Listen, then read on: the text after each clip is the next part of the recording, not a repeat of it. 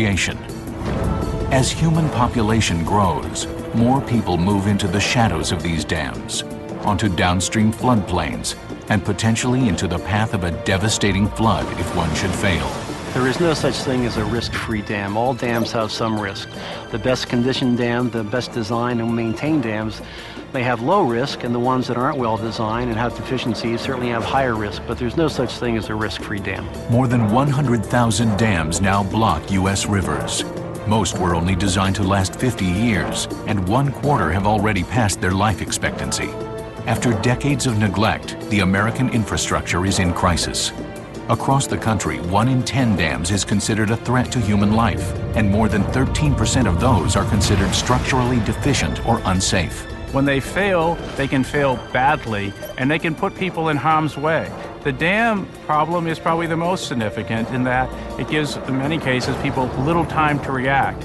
In small towns and big cities across the country, the possibility exists that a catastrophic failure could send millions of tons of water crashing through homes. If we have complete dam failure, Burkesville would no longer exist. It would be washed away. It's a serious situation that we need to plan for, and we're doing everything humanly possible to prepare.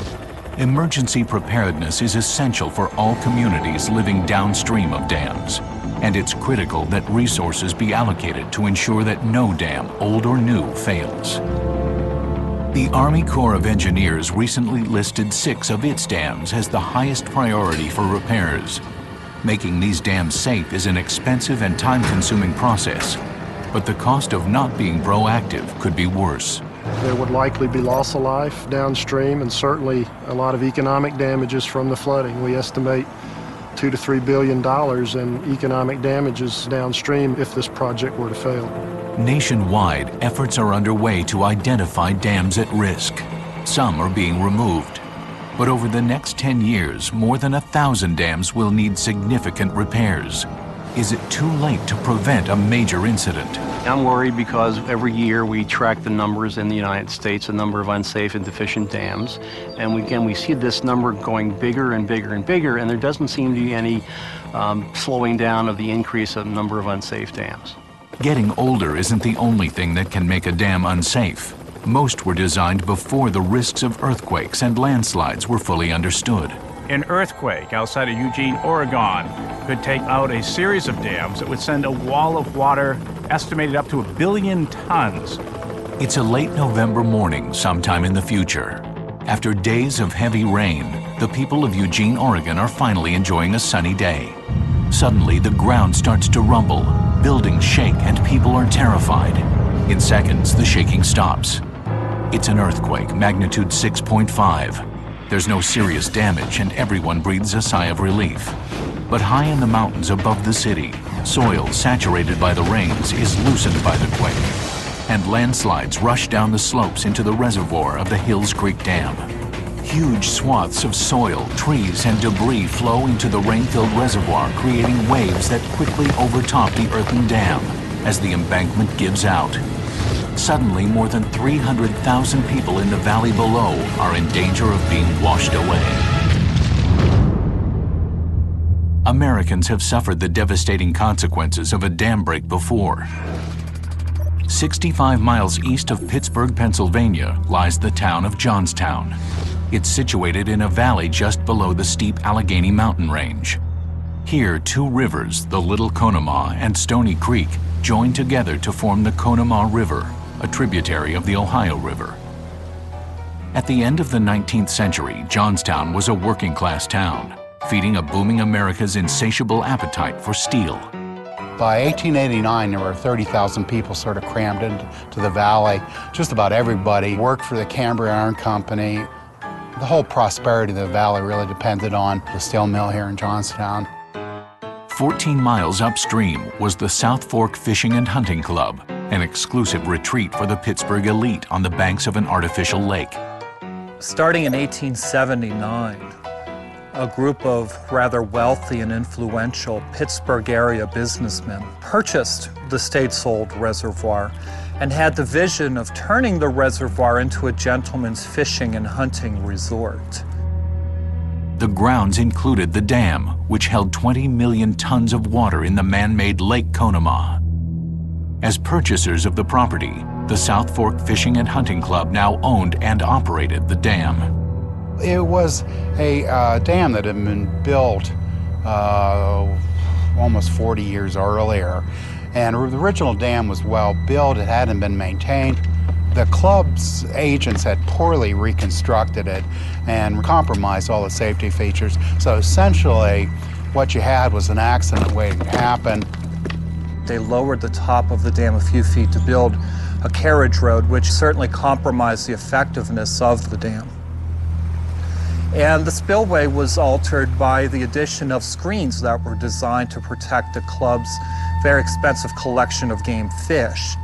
The club also, for some reason, elected not to replace the discharge pipes that were original to the structure. It was reckless. They were sort of oblivious to the consequences, and it's something that you'd certainly hope that would never happen today. Nearly 50 years of poor decisions and neglect might never have been a problem, but in late May 1889, Johnstown experiences 2 days of solid rain.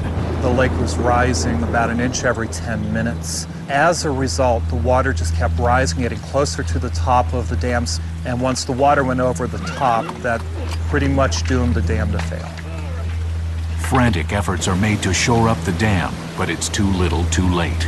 At 3:10 p.m., the dam gives way at the center. It didn't really break, it just pushed away, and 20 million tons of water began an hour-long descent on Johnstown. By most accounts, it took about 45 minutes for the lake to disappear once the dam failed.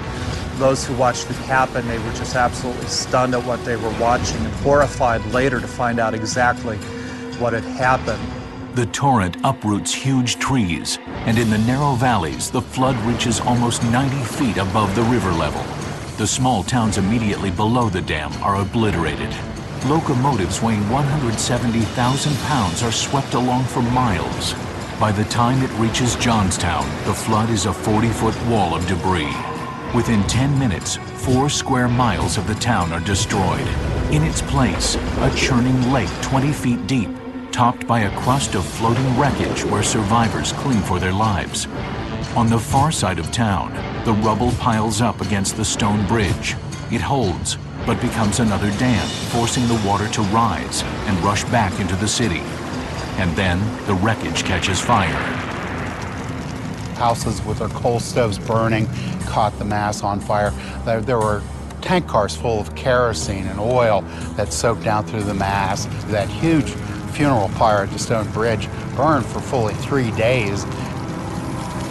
80 people who survived the initial flood were burned alive.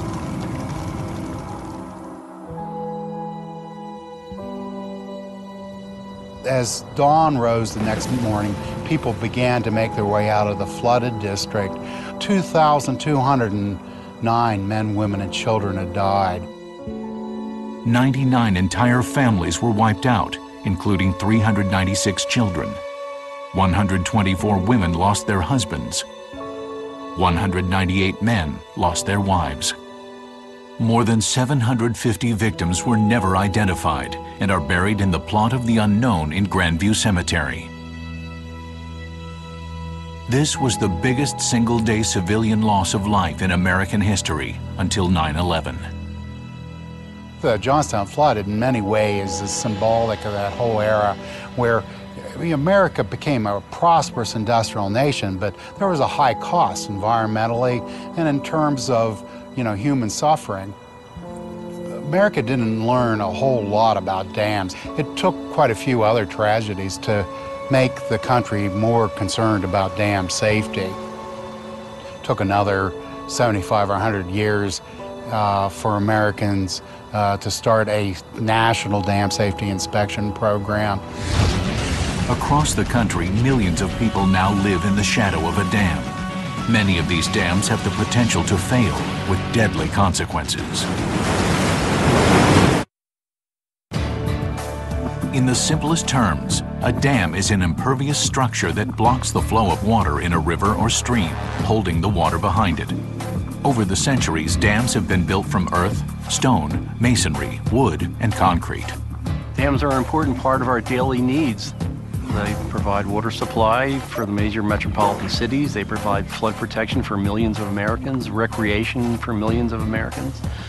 They provide hydropower, renewable energy from hydropower. So they are a very important part of our daily life and infrastructure needs. They can also pose risks to those living downstream. Dams have long been a vital part of the nation's infrastructure, contributing to industrial growth, as well as making expansion to the beckoning arid West a viable reality. The Hoover Dam on the Colorado River between Nevada and Arizona was completed in 1935. It instantly became known as a world wonder, the largest electric power producing facility and largest concrete structure. A decade later, even the Hoover Dam is surpassed by the Grand Coulee Dam in Washington State. At 550 feet, it's taller and generates more power. But for all their grandeur, dams can also be a violent source of destruction. Dams are just extraordinary structures. And it's an incredible bit of hubris, really, on our part, that we think that we could take on such a force of nature as water, pile it up, and hold it back. There's probably 1,600 dams in this country that are over 100 feet tall, and there's 10,000 dams in this country that are large enough that they're above population centers, that if they should fail, we expect loss of life. While there has been a lot of enthusiasm for ribbon cutting, less interest has been shown in inspecting and maintaining what has already been built. During the 1970s, a string of high-profile dam failures cost hundreds of American lives and more than $1 billion in damage. On February 26, 1972, a badly maintained dam holding back waste from a coal mine broke in heavy rains. On June 9, 1972, floodwaters from a heavy rainfall overtopped the Canyon Lake Dam and it quickly failed. On June 5, 1976, the Teton Dam, built to modern standards, failed the first time it was filled with water. Experts were unable to determine what went wrong. On November 5, 1977, the neglected Kelly Barnes Dam failed, killing 39 students and staff at the Toccoa Falls College below. Finally, the government was moved to action. President Jimmy Carter issued an executive order that resulted in a national inspection program and the formation of the State Dam Safety Officials Association.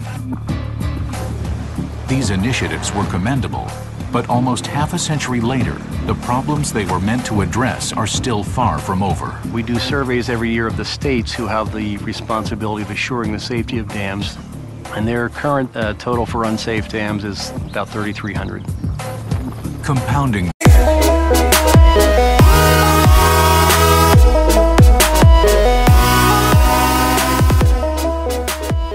population expanding and development booming, the late 20th century saw communities being built beneath dams and on floodplains across the U.S. Dams originally built far away from populated areas now have millions of Americans living in potential danger zones. The consequences of one of these dams failing includes loss of life. And that changes the standards to which this dam has to meet. We have dams in three categories based on the failure: high, significant, and low hazard. High hazard dam simply means that if it fails, it's likely to cause loss of life. And so we concentrate on these high hazard dams because they have such extreme consequences. According to the 2005 update to the National Inventory of Dams, more than 10,000 dams in the U.S. are considered high hazard. We have very large dams today that sit above cities that, if they burst, would send a wall of water down and potentially drown that city. And if people can't get out of the way in a hurry, we face loss of life risk. We have structures that were designed for certain events, and sometimes Mother Nature raises the ante. We have to do whatever we can up front to try to prevent things from going wrong, but we also have to realize there are limits to what human beings can do when we're dealing with nature. The power of nature is a frightening memory for Lisa and Jerry Toops. Their family knows only too well the danger of living below a dam. I was told later that the wave that came down was over 20 feet high that took out our house. December 2005. Jerry is the superintendent of the Johnson Shut-In State Park, 80 miles southwest of St. Louis. He lives in the park with his wife Lisa and their 3 children, Tanner, Tucker, and their only daughter, Tara. Above their house is a 1 billion-gallon reservoir owned by a power company.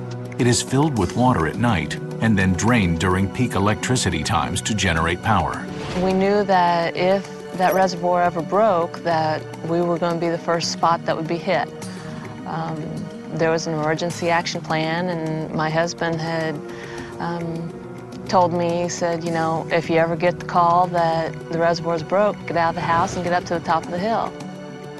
Early morning, December 14th, 2005, and during a routine fill, sensors that should prevent overloading the reservoir fail, and the water overflows the embankment. A wall of the reservoir collapses. No warning call ever comes. I was sleeping and I heard a loud rumbling sound. I thought it was a tornado. It was very loud.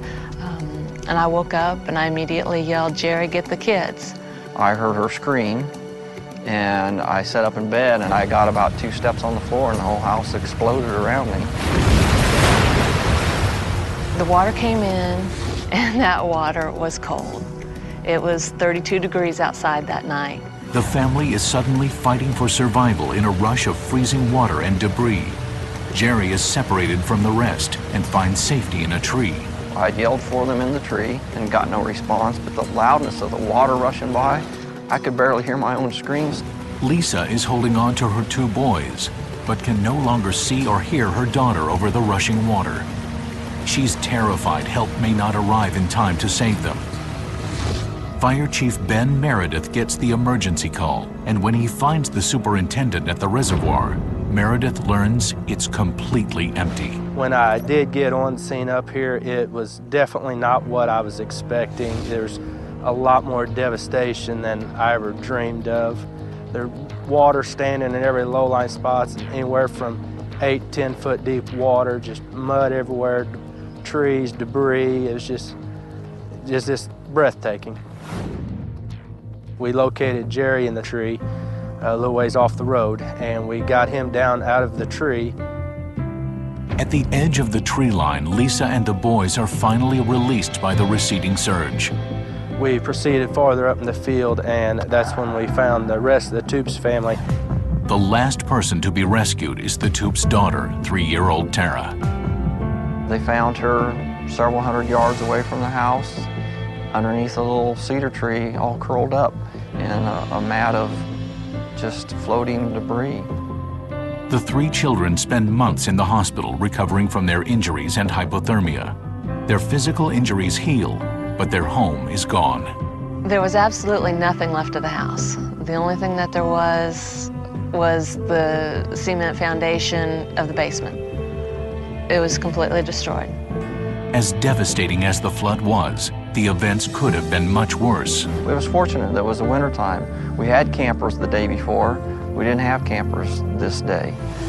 If there had been people there would have been no way to warn them either. They would have been in the same struggle that we were all in. The campground has now been moved to higher ground. Removing the debris and restoring the park will take years. Jerry has now changed jobs within the Park Service, and the family no longer lives in the area. If you live below a dam, don't lose sleep over the dam breaking, but have a plan. And make sure your family knows the plan. Don't think that it's never going to happen to me, because it could. I pray that it doesn't, but it could.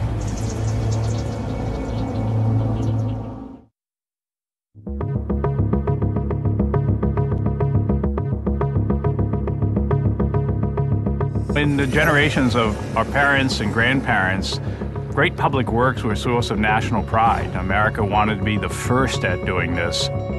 The early 20th century belonged to America, and engineering marvels such as the Hoover Dam and Golden Gate Bridge were testament to her dominance. We really relished engineering, and we relished the accomplishment of these generations who put their courage and their hearts and souls into building the infrastructure that made this great country great. But dreams realized in the last century are giving way to a new reality. Today, many great public works projects, dams and canals, bridges and tunnels, aquifers and aqueducts, even interstate highways are at or beyond their designed lifespan. The state of deterioration was made abundantly clear in 2007 when the Interstate 35 West Bridge in Minneapolis collapsed, plummeting more than 60 feet into the Mississippi River. 13 people died and 85 were injured. When a bridge goes down, you can work around it. But when a dam fails, it can drown a city. It can drown people downstreams with little in the way of warning. And so they truly are structures that we need to respect and invest in. Time is running out as the condition of the nation's dams continues to decline. By 2020, 85% of dams in the U.S. will be more than 50 years old, past their average life expectancy. We don't even properly maintain them, never mind making the investment of how we improve their capacity and allow ourselves as a nation to essentially go forward with the infrastructure we need. In 2005, the American Society of Civil Engineers issued a report card on the nation's infrastructure. Dams were given a D. Dams have always had a grade of D, starting with the first report card in 1998, in 2001, and also 2005. It's unlikely that grade is going to change unless some significant changes happen in the nation. That is, dam safety programs in the states must be improved, and we must find a funding source to repair this growing list of unsafe dams. Age is not the only problem. As dam engineering becomes more sophisticated, dams that were once thought to be safe are now being found to harbor hidden risks. In 1971, a major earthquake in California nearly collapsed the Lower San Fernando Dam. Below the dam, more than 80,000 people were evacuated. For 3 days, engineers raced to reduce the reservoir's water level and prevent a full collapse. The event was a rude awakening, forever dispelling the belief that a well-built earthen dam could survive almost anything. Since then, assessing the seismic safety of dams has become a major focus for the Army Corps of Engineers. The Tuttle Creek Dam in northeastern Kansas was reevaluated in the 1990s. Built in the 1950s to prevent flooding on the Big Blue River, it is an impressive 21 million cubic yards of rock and earth. But the impressive structure came up lacking in the area of seismic safety. The dam itself, under normal operating conditions every day, is perfectly safe. But under an earthquake scenario, we have a potential for the foundation under the dam to liquefy, the dam to spread and crack, and then eventually we have the potential for failure of the dam and release of the reservoir. Tuttle Creek Dam is only 12 miles from an active fault line. We believe that there's a potential to have earthquakes up to a 6.6 magnitude, but any earthquake larger than a 5.7 has the potential to impact the dam and cause damage to it. To prevent this, the Corps has started a major project to strengthen the foundation of the dam. The effort is to put in what we call shear walls beneath the dam, and the intent of those walls is that they will be a foundation like piers under a bridge to hold the dam up through the earthquake and allow the dam to ride out the earthquake without movement. To build the 300 walls, engineers excavate trenches 65 feet deep.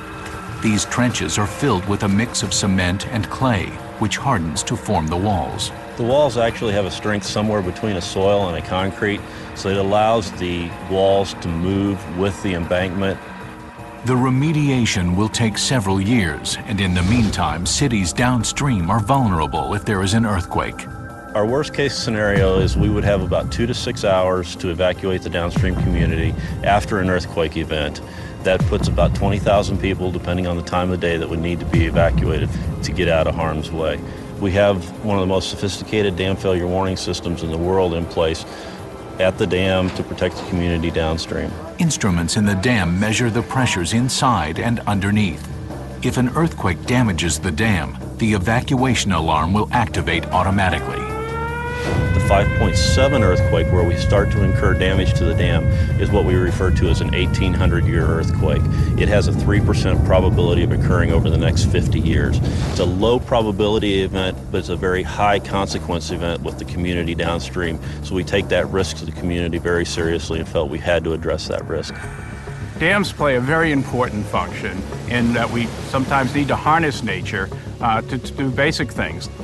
But the challenges are still there that Mother Nature can throw a few curveballs. If ever there was a time that we needed to be truly investing in our infrastructure and making sure it's durable, it's today. And our failure to do this puts not just us at risk, but puts our whole society at risk over time. National resolve to remediate aging and structurally unsound dams is the only answer. Across America, people are unaware of the potential dangers lying in the calm waters of reservoirs nearby. But in Kentucky, the citizens of Burkesville can no longer maintain such ignorance. They've been warned. Upstream at the Wolf Creek Dam, the U.S. Army Corps of Engineers is racing to prevent disaster. The Corps recently declared Wolf Creek at high risk for failure. A dam break here would devastate communities along the river all the way to Nashville. The worst case scenario, if we did nothing to this project, is it would eventually fail. There would likely be loss of life downstream and certainly a lot of economic damages from the flooding. We estimate $2 to $3 billion in economic damages downstream if this project were to fail. The mile-long Wolf Creek Dam was built in the 1940s to hold back the Cumberland River, creating Lake Cumberland. This 100-square-mile lake is the largest Army Corps reservoir east of the Mississippi. 4 million visitors a year come here to boat, fish, and hike along 1,200 miles of shoreline. The dam was originally authorized for two purposes. That was flood control and hydropower. But since that time, the recreation industry has really grown around the lake. Experts predict if the Wolf Creek Dam were to fail, in Nashville, more than 170 miles away, water levels would rise 40 feet in about 4.5 days and peak in 6 days. For nearby Burkesville, the situation is even more intense. The flood's full fury would be felt within 16 hours, achieving water levels 83 feet above normal. If we have complete dam failure, Burkesville would no longer exist. It would be washed away. I just think about what could happen. What would I do if the dam did break? If the dam were to break, everything downstream, Burkesville being probably the first major town that it would hit, is going to be totally underwater. And it's going to keep moving downstream. My farm will be affected and all the way inevitably into Nashville. The problem at Wolf Creek is 300 feet down in the rock underneath the dam. The dam itself is made of 10 million cubic yards of compacted earth, topped with a concrete veneer. The riverbed it rests on is porous limestone rock. Over millions of years, water has carved a network of tunnels and caves in the soft limestone. It's what we refer to as a karst geology. The limestone has large openings in it, large caves, down to smaller size openings that are typically filled with clays and silts. The weight of the water in the lake creates pressure that acts to force water down into these openings. Water flowing under the dam can erode this material, and if a large empty cavity collapses, it could take the dam with it. To relieve pressure during the repairs, the Corps has lowered the lake by 40 feet. And there have been impacts to the recreation users with the lake drawn down. But it's important to note the driver for that decision is the life and safety of the downstream community. And that's why we're spending a little over $300 million at this project to get a timely fix in place. For the Corps, the first step in making the dam safe is to fill the holes in the rock. A simple idea, but an expensive process. The work that you see going on right now is the first stage of the fix, and it's grouting. And that's pumping cement slurry down into the foundation to plug any openings. It's not the first time the rock underneath the dam has needed repairs. The porous limestone was first addressed in the 1960s. A decade later, a wall was installed to reinforce the dam and control seepage. And now a new concrete wall is being built behind the old one. It'll be much deeper and much wider than the existing barrier wall. And the purpose of that will be to block the openings in the rock that are allowing the flow of water from the lake to come under the dam. The potential for water from the lake eroding material under the dam requires constant monitoring. We have inspections going on 24 hours a day, 7 days a week. People walking the embankment with a checklist and looking at the critical areas and critical indicators for signs of something that may be going on. An increase in wet areas downstream of the dam, depressions in the downstream slope or at the crest of the dam, muddy flow into the river.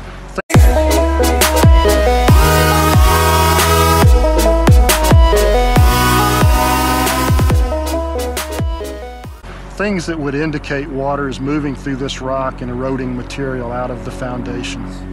As the work progresses, the dam gets a little bit safer every day. But those downstream still have to prepare for the worst-case scenario, and the Army Corps is an active participant. We've held something on the order of 50-plus public meetings where we come in, we give a presentation to the folks on what the problems are, what we're doing to take care of them. In case the dam breaks, our plan is to evacuate the community, everybody that's in the flood area, as quickly as possible. Emergency Manager Harvey Graves is the man responsible for keeping Burkesville 23 miles downstream and its nearly 1,800 residents safe. And precautions are already being taken. The town's emergency management center has been moved to higher ground at the local hospital. Weather radios have been handed out. Reverse 911 has been installed, and they will soon have warning sirens. If the dam were to break, the river would begin to rise within hours. The flood would peak a day and a half later with water levels 56 feet above normal. Downtown Burkesville would be underwater. It's very serious because a lot of your communication is going to be cut off. I'm one of the ones that they will call down in my end of the county that will help see that everyone gets out. And we will do the best we can. I am a teacher at the elementary school, and we have drills that we perform each year that we practice loading the buses and taking the kids out of town, and we will go to the next town, which is in Clinton County. When it breaks, night or day, weekend, all of those are going to be variables in how you would respond. Is school in session? Is school out? Is it in the summer? Is the river up or is it down? I try not to make a big deal about it. We don't want to terrify the kids. We just let them know that they're safe. It's a serious situation that we need to plan for. We're doing everything humanly possible to prepare. They have done very well about trying to make the public aware of everything. Any plan is better than no plan, but I don't think that you could be prepared for something like this. A flood could cause more than 300 miles of destruction along the river and affect tens of thousands of people. Most people here will tell you their only choice is to prevent it from ever happening. Are there any guarantees? That's an interesting question. There are no guarantees. These are man-made structures. We are doing a state-of-the-art fix here. We believe that this will take care of the problems at this project and take care of them for a long time to come. The problems at Wolf Creek were due to a lack of knowledge of the underlying geology at the time the dam was built. Engineers are still learning how nature can impact dams. The Hills Creek Dam above Eugene, Oregon opened in 1962, was well built and is well maintained. Its design also reflects the limitations of contemporary understanding of the area's underlying geology.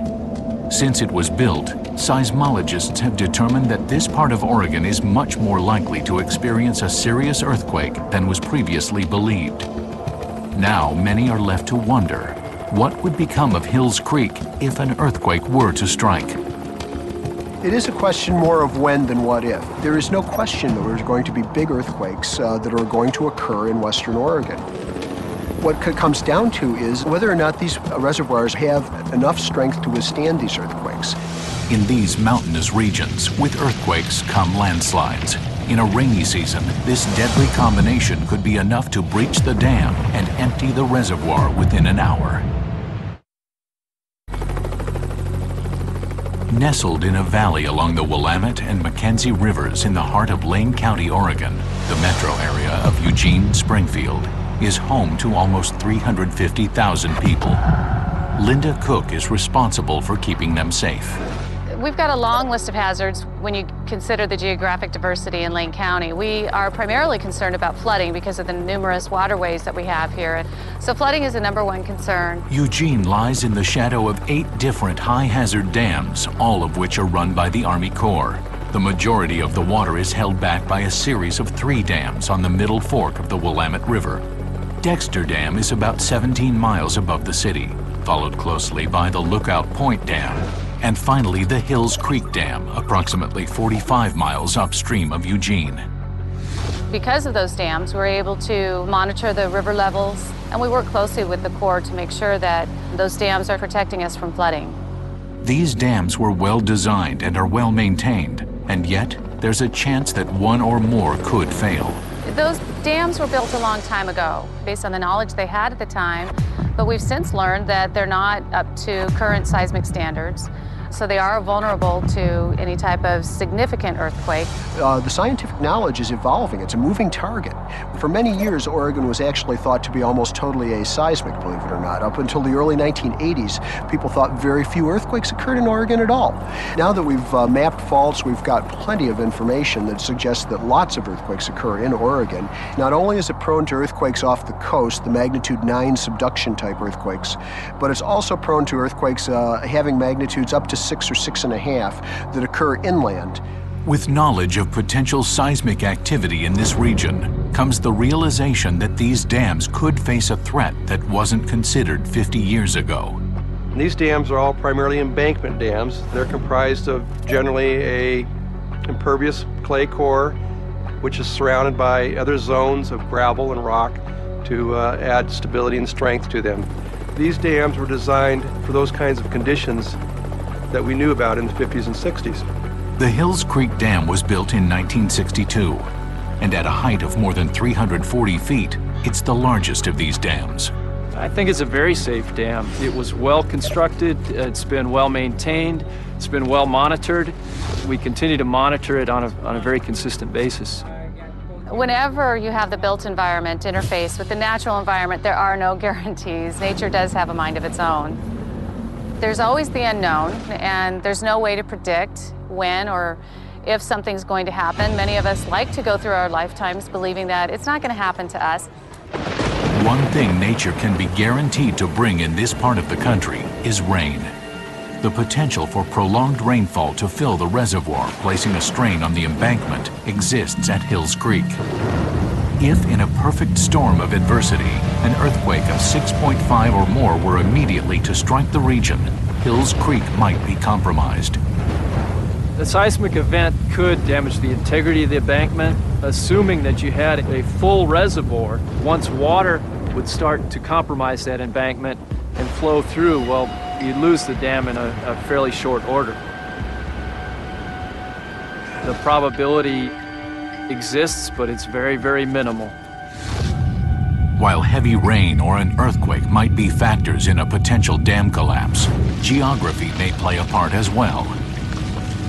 The hilly terrain near Eugene could exacerbate the threat with the potential for landslides. You can have a landslide actually go into a lake. A lake could then have a wall of water go over a dam. It can be incredibly destructive. This is a scenario that I admit is relatively remote, but we have so many dams and we have so many places that have landslide potential or earthquake potential that sooner or later it seems to me that something like this is a very real possibility. Sometime in the future, a week of extremely heavy rain engulfs Eugene. Suddenly, the constant sound of water gives way to a lower, more ominous rumble as a 6.5 earthquake shakes the community. It's over in a few seconds. The valley suffers only cosmetic damage, but in the mountains, the quake has unleashed a series of landslides. Waves created by the landslides in the swollen reservoir rush toward Hills Creek. The dam is easily overtopped, and the water furiously scours the earthen embankment. In a matter of minutes, sections of the dam collapse. a monstrous volume of water explodes from the mountains. If Hills Creek, Lookout Point, and Dexter all failed consecutively, we would lose about 800,000 acre-feet of water. That's 1 acre of water, 1 foot deep, times 800,000. It's a lot of force, and it would be moving very quickly. This is a never-never event, and we don't predict this, but this is what would have to happen here. Dam's going to break open. We can probably empty Hills Creek Dam in 2 or 3 hours. People live in valleys, so when the dams break, huge numbers of people are at risk from these sorts of catastrophe scenarios. If we have something catastrophic, like all of these dams collapsing, and we get this massive wall of water into this community, lives will be lost, businesses will be shut down, homes will be lost, schools will be closed. We could be looking at trying to evacuate up to 250,000 people. We expect that we would probably experience 1,000 deaths in that type of situation. The surge would hit Eugene 5 to 6 hours after breaching Hills Creek and would peak an hour later. You're going to see water that extends basically through some of the most developed and some of the oldest portions of town. And how deep is it going to be? Could it be 10, 20, 30 feet deep? This town here is in a bowl, so that the water is going to be constricted and it's going to build up to relatively high depths. One thing we do have going for us in a flood scenario, in terms of dam breaches, we have prediction capability to know that these floods are coming. We have emergency notification processes in place to notify counties and populations downstream. So there's preparation for at least evacuating people in this kind of scenario. We're going to do the best job we can. We're going to activate all of our warning systems. We're going to deploy as many first responders to the streets as we can. We're going to bust our butts trying to make sure that we save lives and protect property, but it will not be enough. A small incident can overwhelm our local resources, overwhelm our first responders in our hospitals. I can't even imagine what a catastrophe would be like. Though cataclysmic in its effect, Eugene's flood is not a long-duration surge and moves through the city in just over 3 hours. It would be tragic. It would just devastate our infrastructure, and rebuilding an infrastructure is not something you can do overnight. It would never be the same place again. Billions of dollars in damages and thousands of lives lost is the ultimate cost in our attempt to control nature. While human progress compels us to exercise control over natural forces, we're obliged to be aware of the risks and respect our limitations. I don't think perfection exists. Absolute perfection doesn't. We certainly deal with managing risk. We can't eliminate risk.